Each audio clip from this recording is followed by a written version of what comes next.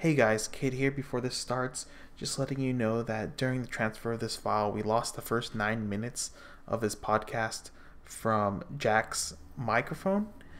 So we were unable to recover that, so he won't be in the audio until about 9 minutes into the video. Other than that, hope you guys enjoy. Alright, guys. Kit here, Burn 1. I guess Meta Talk, Refresh Point. I don't know, whatever this is going to be. I'll just decide when I upload it. But I'm here with Dean as usual. You want to say hi, Dean? Yep. And then we're here with special guests Jack and Coco. You want to? Yeah, of 3-6 Cancel, which is a very good channel. Anyone that hasn't seen that channel should go check out his content because he puts in way more effort than I do. But yeah, we're here today. We're going to talk a little bit about how the meta has shaped up since this is basically the end of the regional season for singles. We're going to look at the top 8 of like the percentages of top 8 each set that made top 8, and then kind of talk about how we expect Worlds to kind of play out, I guess, and talk about how the next few sets coming out right before Worlds might impact Worlds a little bit. But yeah, I guess we'll just kind of get into it. So we all have... Oh yeah, in Japan, fun times. Yep. So there's only like 2 other sets coming out since then, right? Is what we said. Konosuba and ReZero. ReZero's pretty relevant. Yeah. Well, both of them are pretty relevant. I think Konosuba. Yeah. But we'll just get to that later. So the season for the regionals right now is coming to an end. There's like 2 more regionals left in North America, I think. One in Hawaii and then one in Mexico at the end of the month of November. I forget the exact dates, but generally we kind of have all the top placings already. I'm sure that those last 2 regionals won't really affect the percentages that much. But going into the end of the season, Bang Dream right now actually has the highest representation, which I kind of find surprising a little bit. Maybe just because I wasn't expecting so many people to be on this set, because I feel like it's kind of all over the place. It's also the cheapest thing to build out of everything. Like, you can have a competent Bang Dream list for under $100 versus like AOT or Love Life Sunshine. To have like an actual competent deck is very expensive. Yeah, it was really easy to get a hold of like the Rosalia trial deck, and which I feel like almost everyone was on that level 1 game if they didn't have Kasumi's. And you have a 5-card Brainstorm that's $6. If you want to, you can play the Pastel Palace engine, which is next to nothing. It's actually less than $1 per card. Yeah, and that like core has actually placed. Yeah, I'm actually surprised it did so well because I mean one of the worst matchups it has is Persona 5, which surprisingly barely broke 4% on the topping charts, so that's really weird. I thought Persona 5 was going to have a bigger chunk of the pie. I think it's like I just think like a lot of the best players moved on to other stuff. So like there were P5 players, it's just the best players weren't on P5, so. And I think it's a deck that, you have to be like pretty solid at the game if you want to top with it. Because it doesn't have like the unfair advantage that like a Bang Dream top end or a Sao top end can have to get back into the game. Yeah, with the Joker is kind of inconsistent. But yeah, so yeah, still a little surprised that Bang Dream got such a big chunk of the pie. But I guess you're pretty right with how cheap it is to get into Bang Dream, especially right before Bang Dream released the second set. Like a lot of people were. Yeah, a lot of people were like shilling really hard that this set was the set to be on for whatever reason, even though I wouldn't really agree with that. But yeah, I guess the second biggest set is no surprise. It's like 3% behind Bang Dream, which at like 23.21% was Attack on Titan. I mean, that's pretty much to be expected, right? I thought it would be the number 1 set, but I guess just acquiring some expensive cards. Yeah.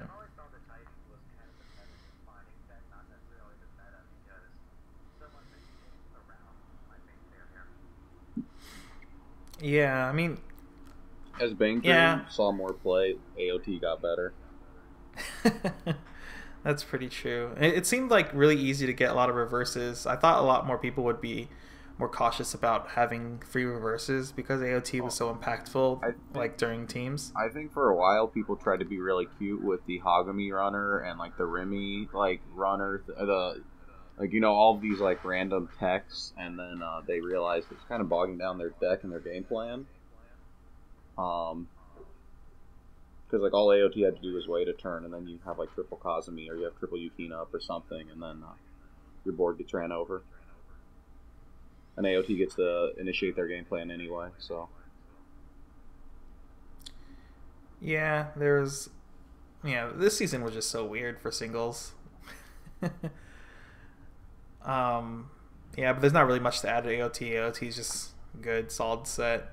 The third most played set was Love Live Sunshine, which I think was pretty expected. It was going to be one of the best sets or most representative sets.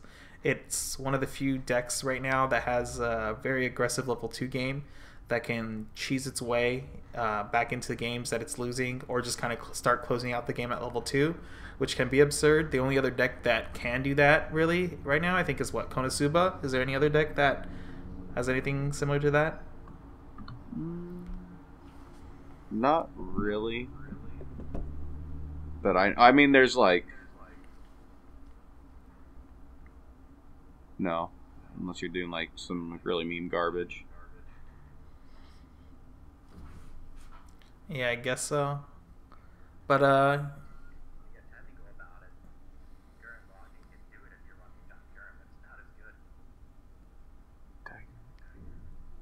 wait, which card is that? I think he's talking about the combine. But you're not using that as a finisher though. If you're using that as a finisher at 2, that's like really heavy on your resources. I don't think it's that bad. It's pretty good because I mean, if it kind of like walls out your opponent a little bit, right? Because it gets a marker, so you can play that 1500 marker card. Yeah. Is it 10k base? Does it get any 10K. extra power? I can't remember. 10k. So behind a global and a brainstorm, it's 12.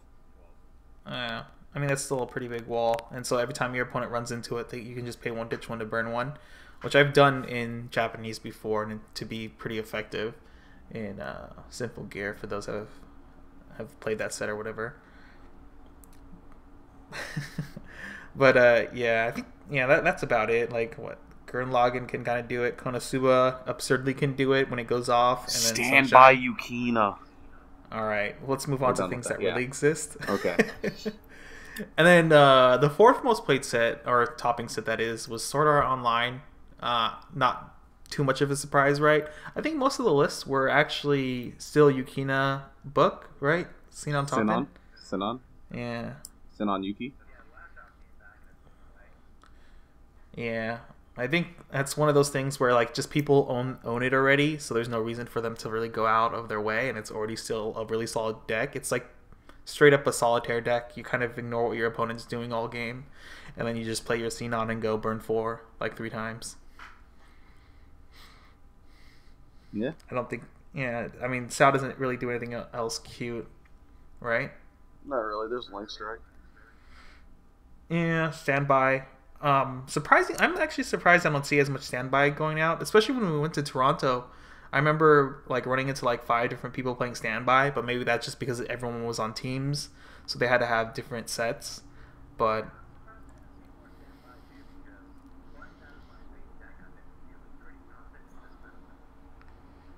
yeah, it does such a good job walling out level 1 combos that require reverses, which usually attacks Attack on Titan, which is one of the biggest things to worry about.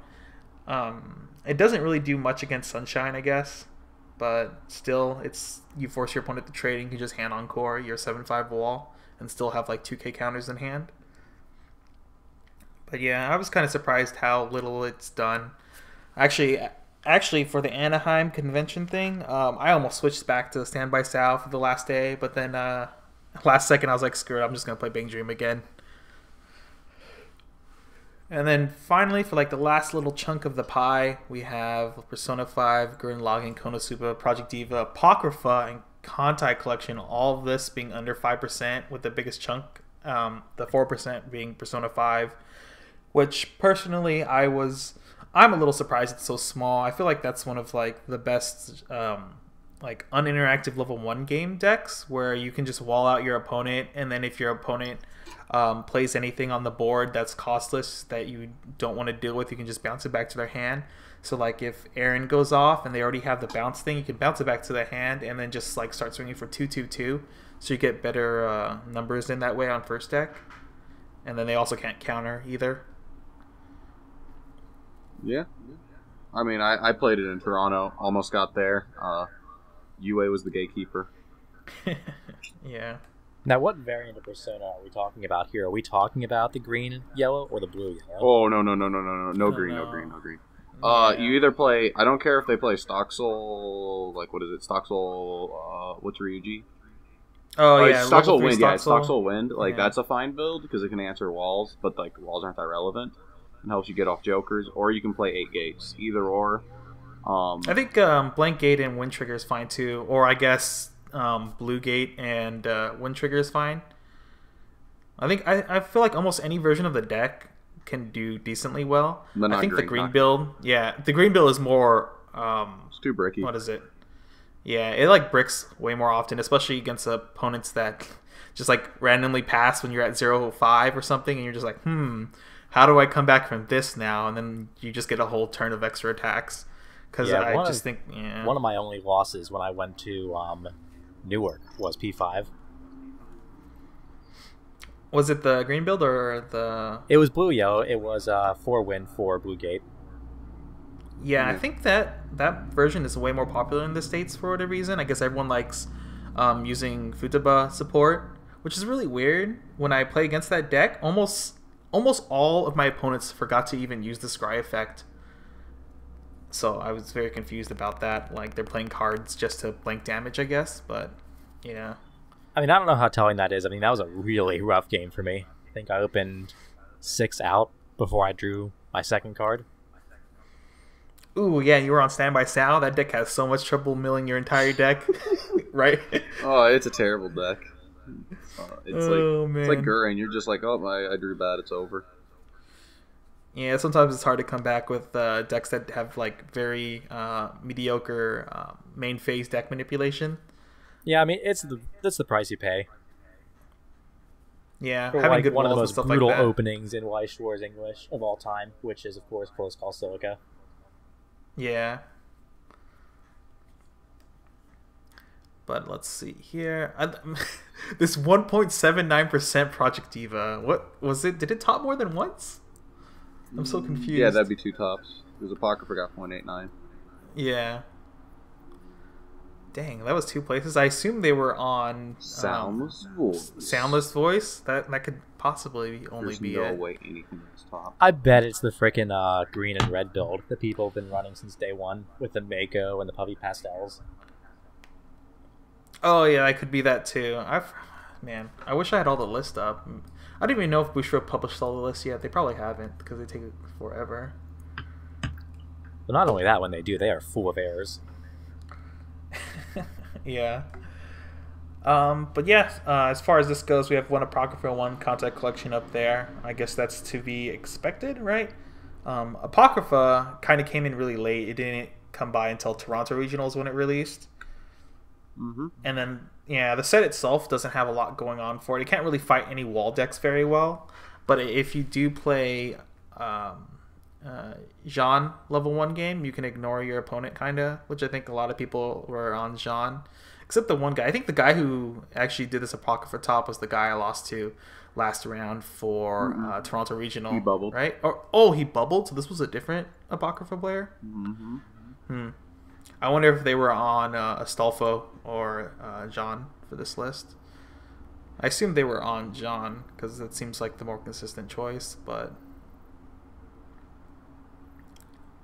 yeah, but I mean, anything out of this top 8 you guys find interesting besides what we went over? Not really. I mean, it's about expected. What about you, Jack? There really aren't any sets that I expected to be there that weren't. I mean, really, I thought the meta was a little slanted toward 5 big instead of 4 big. I thought Persona was going to make a little more representation, maybe like 10%, but I don't know. Maybe it's the best players migrating off of it. Maybe the players who have personas aren't showing up for this season. But, I mean, really, it was about what I expected. Yeah, maybe it's just because we were so skewed by the numbers from team event because, you can't have multiple of the same set on your team. Maybe that's what caused it. I don't believe that because when I played Persona in Toronto, outside of the Love Live Sunshine matchup is really rough for Persona, but outside of that, it has good matchups across the board against every other deck on that sheet. Just straight up every other deck on that sheet it can beat or at least trade favorably with. So I think it's literally just the case of the best players. Well, I think it might be just everyone on teams had owned AOT, but only one person could, so they're just I'll play P5 then. Right. And then now that it's singles rolled around, yeah. But I still think that it could have easily been in that circle but I don't think that people are respected enough as a set. No, but I also don't think they respect the Joker level 3. I mean, they saw Birdcage Yukina and they were like, oh man. Yeah, that's true. I mean, having a more if you get your reverse off guaranteed level 3, just is probably more appealing to some people than having the RNG of Joker level 3. That's why you play Ian, the guy who got down to 4 cards, shuffled 2 level 3s back in, and then if he didn't trigger one of them, he was doing double Joker with that as strong. Oh man, I just remember. I don't remember if this was a locals or at a regional or something, but I think it was Vincent from Chicago. He shuffled 2 cards back in his deck, and then it was down to 2 cards left for the Joker, and it was just reveal level 3, reveal level 2, reveal level 3, and that was just that's some sad times, man.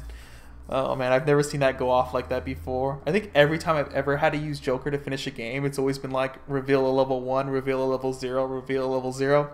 Solid. Oh, I got burn 3. It was really sad in Toronto. I got burn 3, burn 2, burn 2 against a Gurren player I need to stick to against. He triple canceled, and I was please. Please. Oh man, Dean, you are the luckiest person I know. I won that game. I was the one that was shaking after. He got another turn, and I'm like, no, I don't like this. Oh man. Alright. Jesus. Alright, I guess we'll start getting into the next sets coming out, which is first is Konosuba's coming out at the end of this month, which I think is probably going to impact the meta pretty heavily. I think there's been some talk between some of the other top players that consider Konosuba easily top 5, maybe top 3 deck, but I don't know. In my opinion, it's definitely, I think, a top 5 deck after the second set releases, because it goes from being more all in on Eris and having more just more of variety in builds, because there's the yellow build that has the early out level 3 at level 1 if they want to play that changes back and forth between a Scryer and a Musashi. And then we have Magic top end again with early out level 3s there. There's just a lot more variety. Pretty sure a lot of people are just going to end up on Magic though, because the Magic level 1 game from set 1 doesn't interact with your opponent. And I know a lot of people were talking about that just because of Attack on Titan being a thing where if they bounce. What do you guys think? I think Konosuba 2 is top 3. I'm just going to come out and say it. Nice. What makes you feel that way? Having played it for a long time, considering playing the Erises in the same deck as running away Aqua or running off into distance Aqua, however they're going to translate it, the one that top checks for 3 and lets you add up to 3, that's so much advantage transitioning into a double early play game in the Goddess build. We have both the Eris and the new level 3 Aqua, which pitches to heal to stock. That's busted, man. Oh yeah, the level 1 game. I forgot, it combos with split 2K, right? I think, and Heart of the Cards has it as a split 3K1. Oh yeah, sorry. Which is also right? Disgusting. I know, because it's locked into blue, so it might be 3K1 instead of 2K1. But But yeah, that's a really powerful combo as long as you get it off. I really like the Union level 1 combo because I've always been biased against being able to run gates in my deck, as well as this card builds you extra stock and also can add a 1 to hand, which is pretty powerful. Because they do release that Union level 0 that lets you top check 4 by what's it called? You just reveal the Megumin from hand and pay 1, so you can just add 1 to your hand like every turn, which is pretty powerful. Yeah, I think the Magic deck's going to be really solid. I think a lot of good players are going to pick that up and do really well. Players like me who aren't good are going to pick up the Goddess deck and just be really sacky with it, try to make my opponent feel like I'm playing him completely out of the game, and then just take the games where I brick on it. Oh man, this train coming by. I like it. Hold on. Because you will brick on it. Like, even with the Goddess support, you're going to brick on that deck sometimes. Yeah. Also, I mean, just... Alright, first of all, Aqua is best girl. Let's get that out of the way. Whoa. I didn't agree to be on this stream under these circumstances, alright? I feel attacked. I believe. Aqua's good. Alright. But I mean, Aqua has a lot of solid cards. It just couldn't really do a lot in the first set. So Aqua itself becomes like way more powerful in set 2. So like we just discussed, that she has the early out that heals the stock, which is really powerful. A card that goes really well with it too is the there's a level 0 Aqua in the set that's on play, top check, add to hand, discard a card, as well as on play you can pay 2 to refresh your deck for free. Or well, not for free, you gotta pay 2. But that in combination with the early out Aqua means like at any point you can just force a refresh and then start slamming the level 3 out. So even if you have a bad game going on at level, like you just get hit to level 2 and you have like 3 climaxes in your waiting room or something, you can just force the refresh and then start slamming Aquas out at level 2. And then it has the 107k wall it has as well. If you played the Aqua Brainstormer from set 1, I love this that card gains like it gains like 3. It's like 4k and then gains 3k, something like that, right? If I'm remembering correctly, if the Brainstormer is out. So I mean, yeah, and that Brainstormer 2 is already a pretty good sack card for level 0, because if you hit at 0, now your opponent has to deal with like a 7k at level 0, which obviously they're not going to kill, which means you're going to get like 1 to 2 extra turns with a 7k attacker. Anything else going on for Konosuba, really? How do we feel about the Darkness level 1 game? Because she finally got one in this set. Oh yeah, I mean, it's a solid pick. I think just no matter what you pick at level 1, it's going to be good. So whatever you want to pick, I kind of like that she is on Wind Trigger is her combo.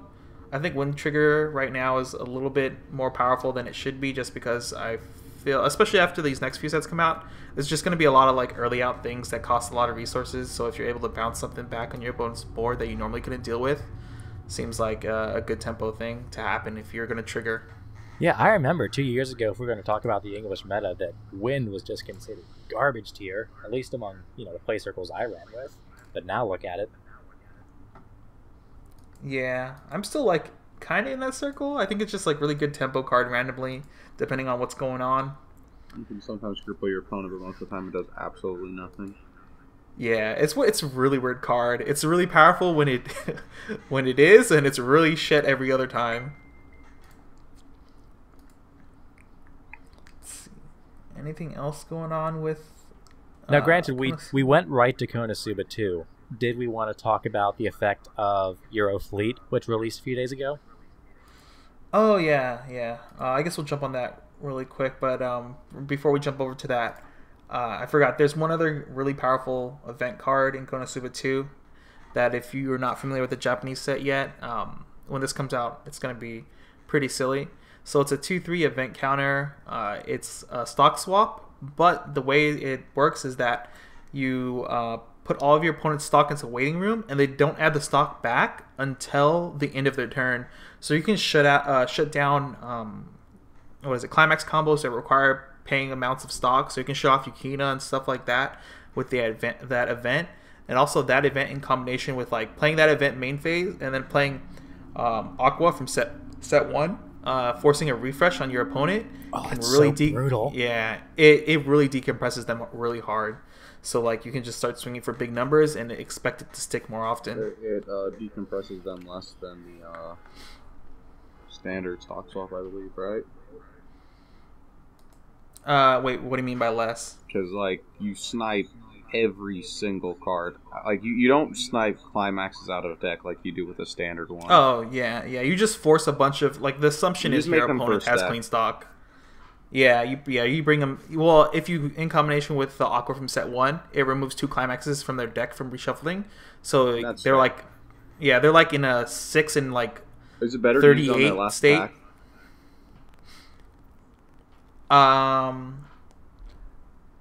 No. Well, I mean, when this happens, it's going to be main phase anyway. Is when you play it. Yeah, use it. It's counter. Use it during their last attack, right before.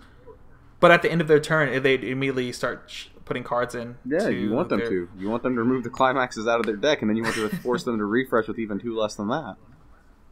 Yeah, but I mean, you could do it main phase too, and still force them into 6 and like 38 card deck or something like that, or maybe even worse. I'd rather have them be like 2 and 20. Yeah. I mean, if the numbers are that way, it's probably better to do it that way. But I mean, either way, I think that combination is just so powerful. Yeah, like your opponent can't really play around that at all. It's like what do you do? Run your cards, and now there's extra soul on the board for them to do more damage. Yeah. No, you don't do anything about that. And the greatest thing about that counter, if that's what it reads, is it's going to work on so many angles depending on where your opponent's setting up for level 3, how he's Memory saving, or like compression. how his board spread is. Yeah. Maybe that Bang Dream I was talking about isn't that bad, eh? Let me memory my entire deck. All right. Anyway, getting off topic here. Let's talk about Eurofleet. I didn't see it at all in Anaheim when I was there, but I like literally just dropped that Friday, right before the event. So I think it's a very obnoxious deck to see in a tournament. I don't know how good it actually is. I mean, it's got anti-damage, anti-heal, anti-salvage. The list that people were throwing out, does that set even have a brainstorm? the set doesn't have there are brainstorms in existence for the set, but the problem is all the brainstorms suck. Dang. But there is a ton of different like really good plussing cards in the set that like don't care what your opponent's doing. Everything I So saw was you tied don't to feel a bad. stock cost, and was like hoping it lived. I don't think it can be top tier. Like I don't think that's like a winning strategy anymore. However, I do think it is very obnoxious, and it could ruin your day if you sit across from it. Yeah, depending on your deck build and stuff, it just has so much like uninteractable like anti stuff going on really that can like cripple decks that require salvages or decks that require a lot of hills. The anti-heal though might not be as relevant as it used to be, just because there's now so many heal the stock characters. I mean, yeah, but not all of those are played. I was talking to my friend who runs Kantai, and he's done it for a long time. We were talking about dropping Beps completely because they're such dangerous reverse targets, and then you can benefit from the healing that Set 3 provides. I'm not sure about that, and I need to test it, but that's one theory that we were going with. Yeah, so I'm used to seeing the deck in a Japanese meta where there was a ban list. So it's really different now that there's no ban list, so people can kind of do whatever they want and combine any number of things that they want together. So, not Hatsukaze, what's her name? Hibiki was always on the ban list as like a choice card, and I think most of the time people picked the On Death Ricky more often than not.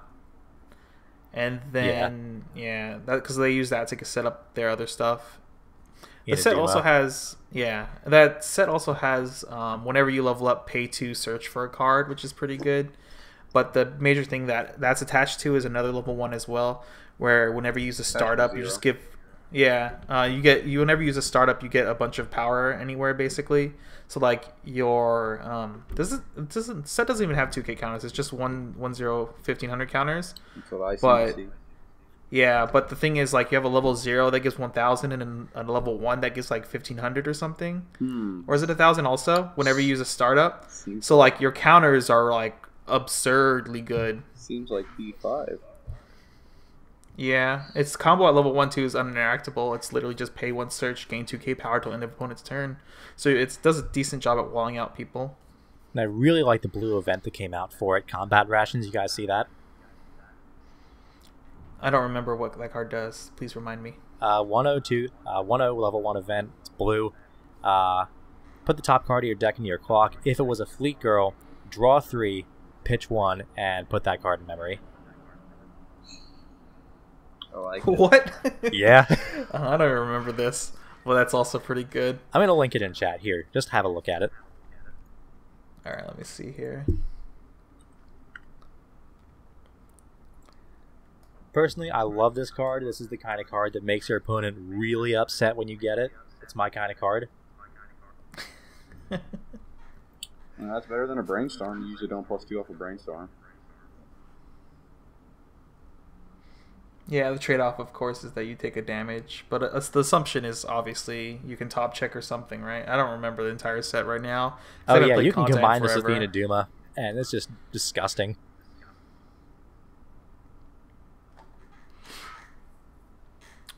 But let's see. The only downside to the set, really, is the top end is so mediocre. I mean, you have Musashis, which are okay. The set doesn't build a lot of...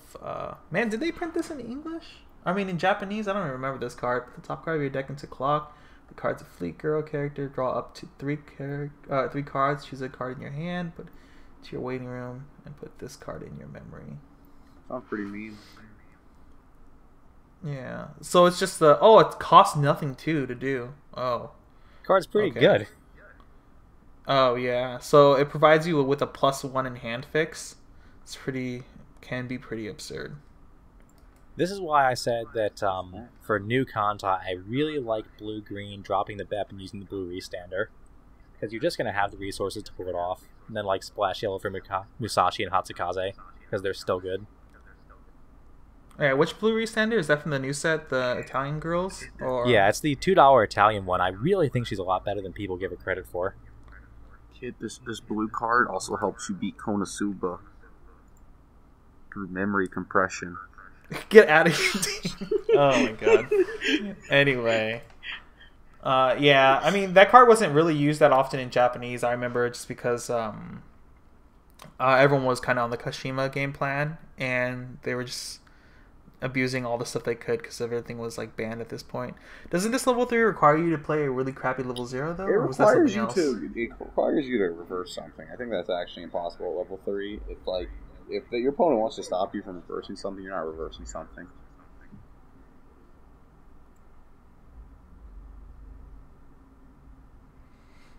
I mean, that could be true, but like, you also have to consider that the reverse combo is still good. Like, Yukina is still played even though you can stop those reverses in a lot of cases. Alright. Dean is an advocate of hating on Yukina, so... I didn't play Yukina. I don't believe in Yukina either. Alright, so what this... do you believe in?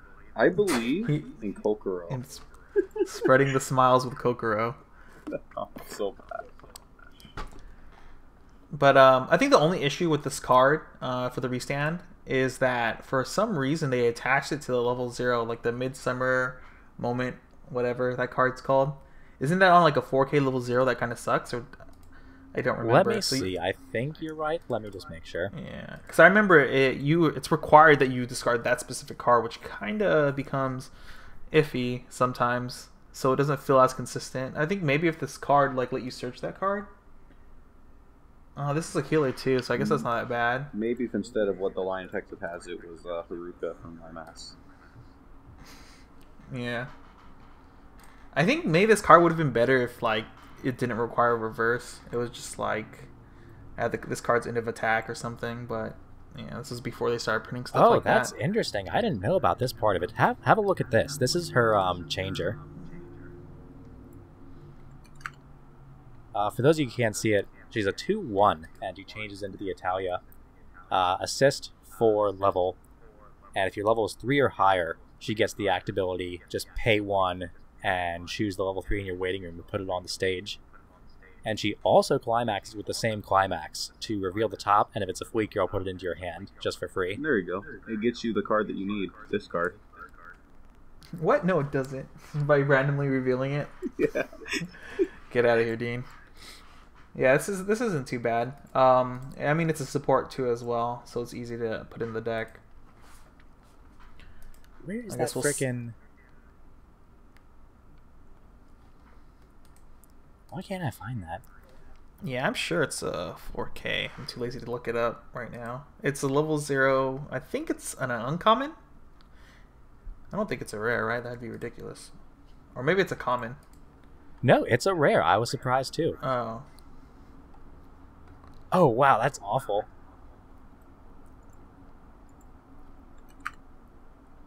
When you level up, it goes to your waiting room, and when it becomes reversed, your opponent can top deck something from your waiting room to the top of your deck.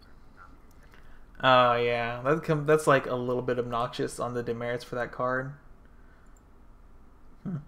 I think I would still have a lot of fun with this combo. And if you can, like, really just kind of avoid letting this thing run into something, you know. Yeah, it doesn't have to. Yeah, it doesn't have to really be your main attacker. It's just you're forced to play it like as a 4-of just because of the level 3. If you go with that level 3 game plan. 2 of with the I'm gonna always get it. Are you gonna get more than 2 of this restander off? Probably not. You're right. Only 2 in the deck. No, and I think, like I said, you would combo this with a Splash Yellow for Musashi, keep Hatsukase in the deck for anti-salvage. All right. And of course, you have your Yellow Brainstormer. Talking about all this Kansai crap, really quick. Why isn't anyone splashing Kansai cards with their Abyssal cards yet? It's like making me so mad that no one just plays 4 Musashi and 4 Compass counters in their Abyssal deck. Because Abyssal players play Abyssals because they look cool. You're right. That's my mistake. Because Compasses don't come in foil. Ooh, you're right. They need that full foil deck. All right. But besides that, anything else interesting going on with what's it called with Eurofleet? I can't really think of anything else that's really impactful. We didn't mention Destroyers. That's actually kind of an interesting one. Oh yeah, that could be pretty obnoxious. They errated the level 3 though, at least for a while. When they revealed it, instead of saying deal X damage, where X is the number of destroyers, it was for Fleet Girl, which was gonna be pretty obnoxious. But they errated it on release, which is all right. Well, the thing about Destroyers is Destroyers used to be a mono red deck. And I know a lot of people won't know about this deck, but there's actually a dude at my locals that plays this deck every week. And sometimes you'll just lose to it, because you'll just take 10 damage to the face on turn 6, 7, and die. Is this is he playing the level 1 game that just like all level 1s and lower gain 2 soul? No, actually that's the funniest part. He's not playing that. He's playing Tenryus. Oh, okay, Tenryu.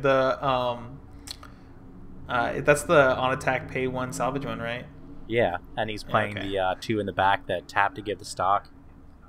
Yeah. Oh yeah, so it can get pretty stock compression very well. But this whole set had a bunch of blue destroyers, which makes the deck red-blue, which is really manageable, and it gave it some pretty disgusting tech, to be honest. Like, including combat rations. I don't want to see that deck with combat rations in it. That gives me nightmares. Yeah. I think outside of that, there's nothing too crazy. Yeah, sorry, I had your fleet on the mind. There's a top end. I forgot the card. Prince. The Prince level 3 is pretty powerful too, I guess, because it gains power based on your opponent's. Is it cost or level? Do you remember? Do either of you do? Let me see, because I actually have the JK page up right now.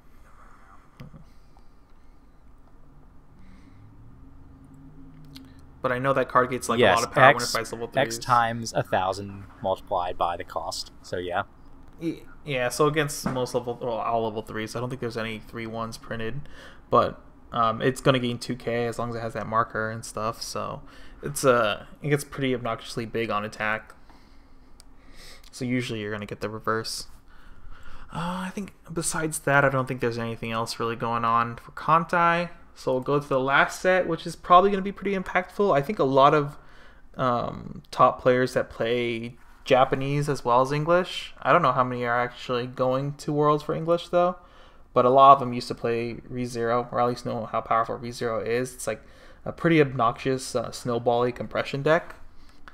I mean, Dean and I have both played that deck in different versions, and it can get obscene if you like refresh and then like triple rem on someone, and then they can't answer rem. Yeah, I think ReZero, the best thing about it is going to be the other than the fact that like triple rem will probably go unanswered in English because there's no real good answers to early plays in English. Will be the fact that it also will be the one set with good answers to early plays. I think that Amelia counter is worth noting. That's probably one of the most powerful things the set has. One thing that I think is pretty crazy too for the set is that the Brainstormer most people will be using, the RAM, also bonds to the 2-1 RAM that bottom decks early plays, which is pretty powerful. I've actually lost a tournament once because I forgot that that's what that card does, so I assumed my opponent couldn't answer my early plays, and I was just like, slam 3 early plays, and then they're like, let me just play this Brainstormer from my hand, discard a card, get the 2-1 rem, brainstorm, I'll get another 2-1 rem, just play them on the board. I think it's worth noting. Oh no. I think it's worth noting though that like the bomb comes out too late against something like Sunshine. Oh yeah, anything that can't answer Sunshine the turn it's played, which is why I think really matter. Is more important. Yeah, for sure. Also, I think one thing to note too that's a little bit different in English, at least people will have to consider a little bit more, is that in Japanese, a lot of people who play the yellow-blue deck like I did, our main game plan really was to abuse the pay 5 tap counter. That's you can just keep salvaging and pulling it back out because you build so much stock every turn with Felt. In English, people who, if they play against AOT, they can have up to all three of their lanes like hexproof, which means that counter is garbage in those matchups.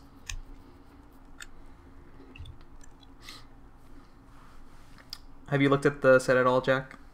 I have, and the reason I've kind of been silent is because I have played it a few times. There are people that I know that have the Japanese deck, and I've run into it a few times. But I've never been too scared of it, honestly. At least from my perspective. Like, level 1 hasn't impressed me very much. Especially anymore. And the level 3s aren't particularly... They're not sacky, you know? It just plays a solid game plan is all that it really does. It strikes me as a very old-fashioned, kind of very good, very fair, standard Weiss deck. And it's going to be really good in the hands of a good pilot, but almost any deck is. I don't see it being like the cats. Oh god, dude. The true answer here. You get 2 souls at level 1 that break walls. It's pretty busted, actually. Yeah, I've not played against the cats. Like, I'll come out and say my knowledge of ReZero is very limited. Like I said, I've only played against one version of the deck with a guy, holding the English paper translations in the sleeves. I think once set 2 comes out, there's like 4 different builds that are viable, and they're all kind of spooky-ish. Because like the consistency of the deck goes up like a ton, and then the ceiling goes up a ton. I've been playing around with Betel Geese Amelia, and it's really strong. I still need to play against that. I want to see if it's as obnoxious as you're saying. Well, it's just, but it has answers. That's the nice thing to walls, because Amelia only got 7k before. So, one thing about the deck too is, crap, where was I going with this? Oh god, I can't remember. What's his name? Reinhardt. Reinhardt level 3 can be obnoxious as well in English. I mean, are there any English decks besides like Apocrypha that can handle like a 20k bodyguard? Disgaea. Alright. Disgaea and Apocrypha. Anything else? Does anything else break 20k right now in English pretty easily without like any Blue effort? Titan. Poppin' Oh, God. party standby. Oh my god. No, All wait, right, no, these- because it's 1,000 times the number of your opponent's standing characters. Damn it. Oh man. So yeah, I don't think a lot of like straight up meta decks can really handle that very well. Like how big does Mikasa get? So it's like it's on play, it's 11-5, right? Mikasa can't think get it's over like Orisa Wall. 13 It's 15 13 to 5. 15. Like that, I think, is the range I've seen when I've been against Mikasa. 16-5. I've had it good up to I think 65. oh yeah. I think 16-5 or 17-5 is like the max it can hit, right? Yeah, so it's definitely not going to break Reinhardt wall or bodyguard 20k, as well as like, I mean, Reinhardt gets pretty spooky when you're able to crash your entire board, run Reinhardt to the center, and now they have to deal with this 20k that also burns them for 1 every time they run a character in. So if you're already in that position of losing, it feels even worse. Reinhardt being 3 stock and like you needing to crash your own board is actually pretty relevant. It's kind of hard to actually set up Reinhardt turns, which is why like I kind of don't think of him as actually relevant. Like even though I played him in the deck, it's like the opportunity to play him doesn't come up as often as you would like. Oh yeah, for sure. Especially if like AOT is running around too with the counters and stuff. But I mean, it's always an option or something to be considerate about before you decide to start walling your opponent out or whatever. One thing I'm very grateful about with ReZero is that it's one set that's probably going to be a lot of money that I'm not getting into. Yeah, I think it'll be cheap. Once set 2 comes out, you'll have like viable options that are pretty cheap. I actually like the 8-book build. Oh yeah, I remember you were saying you like that a lot. I never did get to play against that It either. just plays super consistent. I mean, it doesn't really have a top end, but it plays a strong game. Twin Drive is good. Oh yeah, that's like attached to a level 1 game, right? It's attached to a 6-5, level 1. Oh my god. Twin Drive has been like one of those like surprisingly really really good effects that came out recently for Weiss. I love that effect. But yeah, let's see. Anything else going on for ReZero for Worlds? Not really. I don't think any of the players are going to move to it. I think all the players are going to pretty much stick with what they're comfortable with. Especially since ReZero just gives up reverse distance, and now its double R combo is a trial deck combo. Yeah. So are we expecting like, okay, so let's say tomorrow's Worlds, what do we expect like the top end to be? Is it still going to be like a lot of AOT? I feel like a lot of players who care about winning maybe will stick with AOT because I think generally it has the best game plan against all decks. I think it's going to be Pastel Palettes. I think God. Pastel Palettes is the best Bang Dream list, and I think people should be on that. I'm not even lying because I think that Bang Dream has the best ceiling out of all of those decks. Well, no, that's not true. AOT does. But Bang Dream has the lowest floor, right? Because if AOT doesn't get Aaron off, it's kind of sad times. And then the Pastel Palettes wall game is just super solid. 8k and 2 lines for zero stock. Any deck that like walls very well, I always feel like the floor for the deck is always really really high. Well, it's also like that's not even their combo, right? Like their combos are they have like other advantage engines other than that, and they have a 5-card brainstorm. Unlike Aaron that actually needs to get the reverses, I think that Pastel Palettes would probably be like Bang Dream is probably positioned to be slightly better, but only with the Pastel Palettes. Are you thinking with Pastel Palettes with Orisa or Pastel Palettes with like Yukina or something? I was looking at that. That looked really clunky, and I didn't get the chance to play it, so I can't really comment on that. I just think that Pastel Palettes is the best level 1 game. Yeah, I mean, it is a pretty good costless wall stuff. I mean, especially since we're not expecting P5 to make such an impact. Like, if we were to assume, like, no one really changed decks here, P5 is such a small representation of the room that you aren't worried about stuff getting bounced. I guess the only other thing would be playing against AOT, like, random win triggers. But I guess it doesn't feel that bad. Yeah, I mean, they win trigger, you go +1, right? Unless they bounce a back row. I guess that makes more sense. Yeah, if they bounce a back row, sure. Yeah. Whatever. You still have a 5-card brainstorm. Usually pastel palettes is like you plus so hard you start discarding hands, so it's just making it a fair game. Yeah, I can see that. Just like the sheer power of the 5-card brainstorm And- plus plussing triggers. Oh, plus Futaba. Like, don't forget that like you have Futaba, so it's a 6-card brainstorm. Oh yeah, for top check and if it's a character added as a marker. Yeah. Yeah, so it could be up to a 6-card brainstorm, which is pretty powerful when you need it, especially on first deck, right? So Yeah, 1 and 6 on I first assume deck. I get. Yeah, I assume on first deck too, it's pretty easy to consistently get to the point of being able to slam Orisas or whatever you're going to do at level 2, especially what's it called? I assume you play the list with the toilet event, right? If I was doing Orisa, yeah, because of the global. But outside of that, I mean, like I didn't look too hard at pastel palettes as a top end as like a game plan. I just like Orisa. Like I don't think Orisa is going to be the game plan once ReZero comes out, though. I think that's too toxic of a deck for that. Like that plus AOT are too toxic in the matchup. All right, Dean, what are you doing in the background? I could hear you like crinkling something this entire time. Oh, I'm playing Smash Bros. Yo, Fox only FD. No, I'm playing Little man. Mac. It's fine. Oh God. All right, but I think outside of that, I mean, what do you expect, Jack? I expect a little more Sunshine to creep into the meta. I think the Yo is just so dumb. Those early plays are just so dumb. And especially now that you see people starting to sell more staples as it's getting more saturated, I think people are going to try to pick it up before the later tournaments this year. Probably try to take it to Worlds. If I had to guess, I would say 25, 25, 20 ratio representation between Bang Dream, Love Live, Sunshine, and AOT. Then like 15% SAO, and then the bunk. Yeah. Well, don't forget Worlds is like 30 people. So it's like 30 people, and I don't think the people who get like third with P5 are going to come to Worlds with P5 again. Okay, I was talking about more just the rest of the tournament, scene until Worlds plus Worlds. Oh. My bad. Like, sorry, I should have specified that for Worlds. For just Worlds,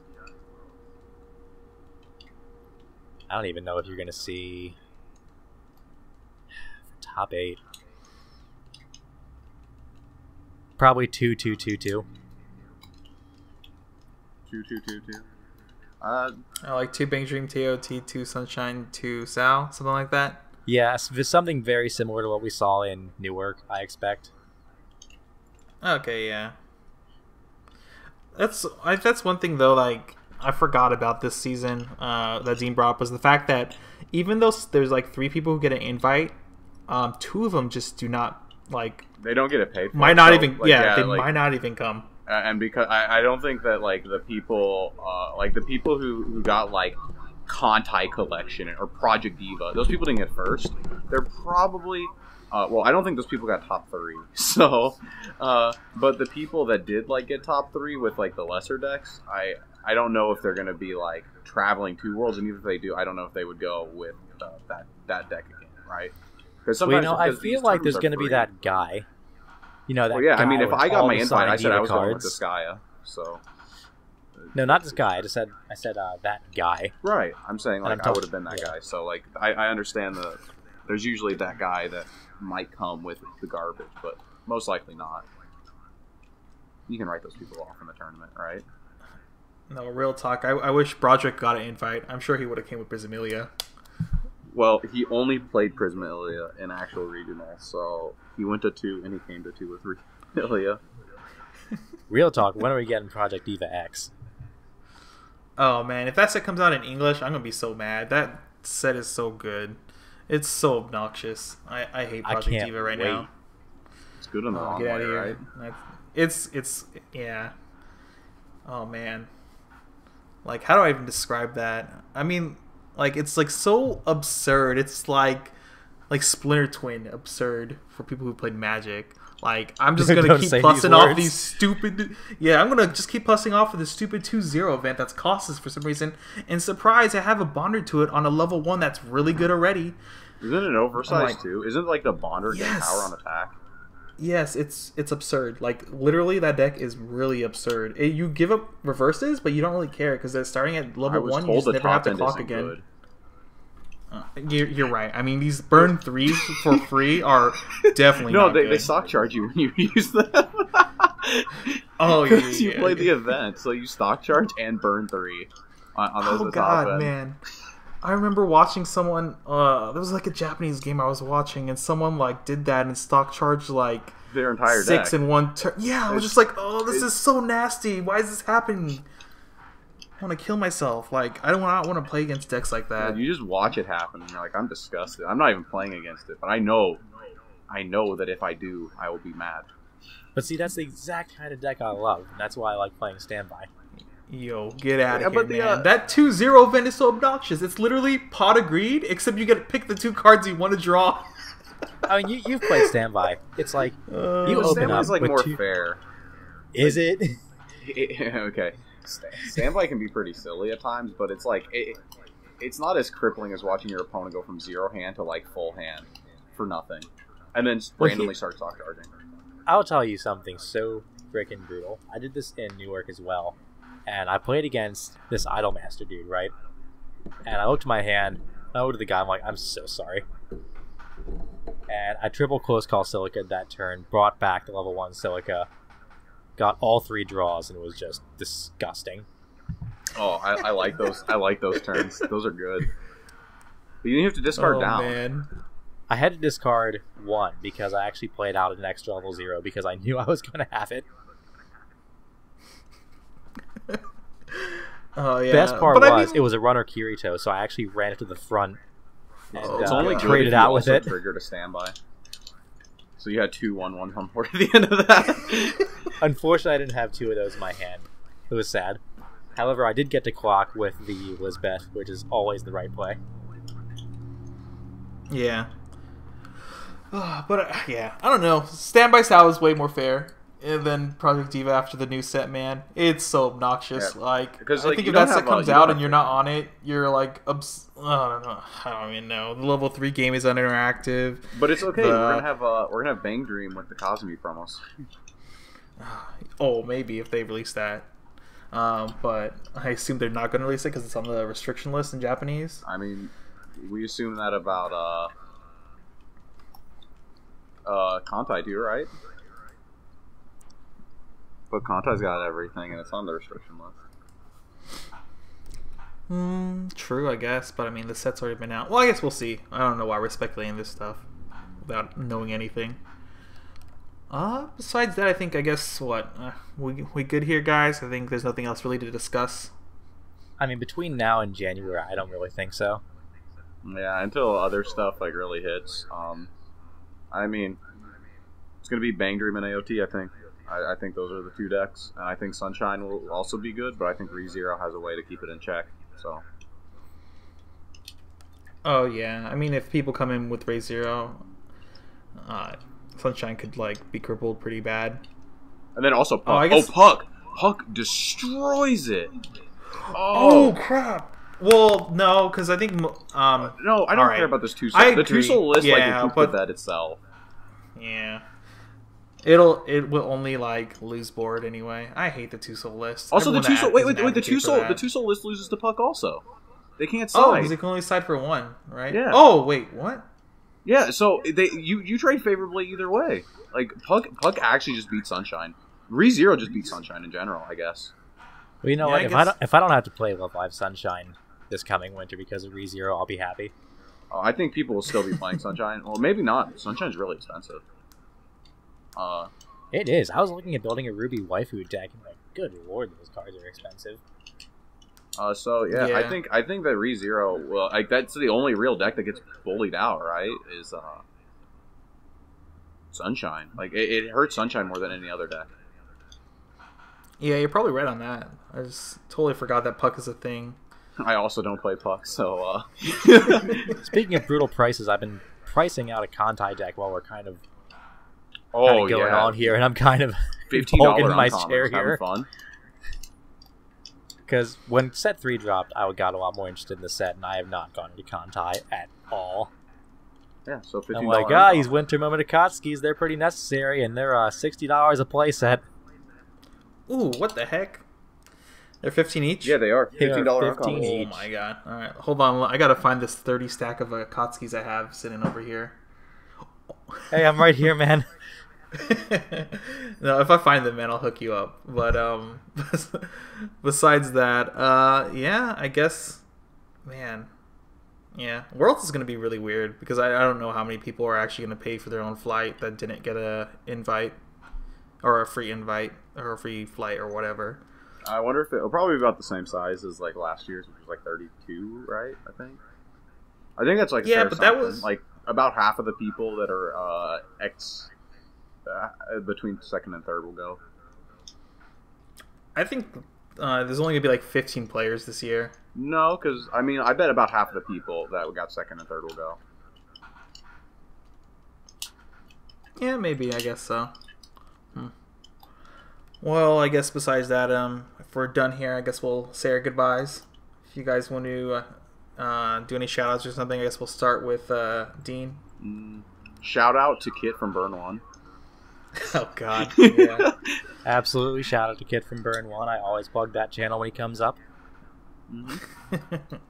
All right. And then let's forget about Dean now.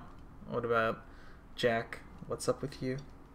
Winter's going to be interesting. If you're looking at 3-6 Cancel, we've got 2 big box opening sets coming up. Eurofleet. I've actually got someone else's boxes sitting on my kitchen table because he is in Japan right now. And he used me as a cargo bay for his boxes. So we're going to open those on the channel. And Konosuba box is coming up soon. So check those out. And also a big November project.